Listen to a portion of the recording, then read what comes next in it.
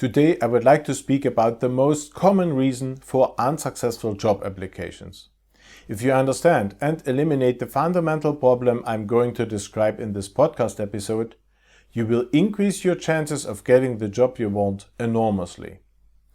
Hello and welcome to my podcast channel. I'm Michael Kaiser. I work as an international career coach and I help managers and specialists get the job they want with a new employer abroad.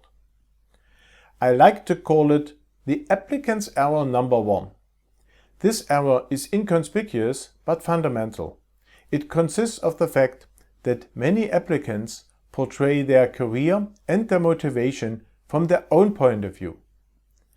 But the worm must be attractive to the fish, not to the fisherman. The interests of the other side, in other words, those of the recruiting managers, are the relevant ones. Their concerns differ considerably from the applicant's motives and must be considered accordingly to create a convincing application. Unfortunately, this fact is often overlooked by many applicants and results in a large number of rejections.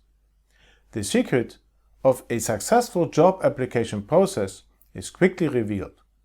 The job offer is made to the candidate who has given the most convincing impression that his or her future employment will be the most worthwhile for the hiring company. Makes sense, doesn't it?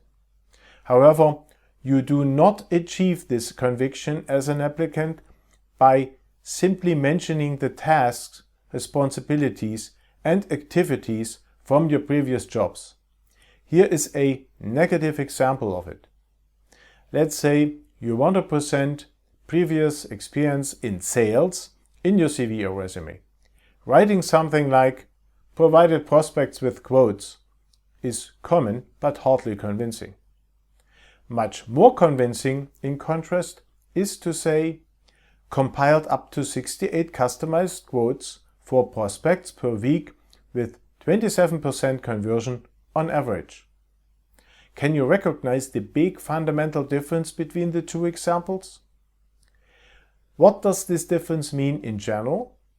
It means that you can convince the hiring manager only by explaining the relevant achievements that resulted from your work.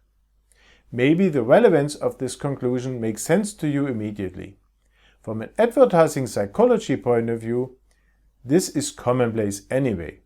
But if you look at the actual approach of many applicants and their documents, and I do this all the time, the practical implementation does not seem to come as easy. And once you're making your way down the wrong path, everything else becomes torture, of course. The anticipated success becomes unlikely or can only be achieved by extreme effort or luck. To help you avoid this problem and to also get everything else right with your job search and job applications, I publish practical tips and tricks on the matter every week. If you want to send your job search and applications on the road to success, there are tons of helpful stuff available already. You can find it in this podcast channel, of course, but that's not it. Make sure to also visit my online guide for job seekers with ambitious goals called Race to the Perfect Job and discover all the secrets still today. And don't forget to subscribe to my email service to get informed when new content is available and to receive invitations to my free webinars on intonations.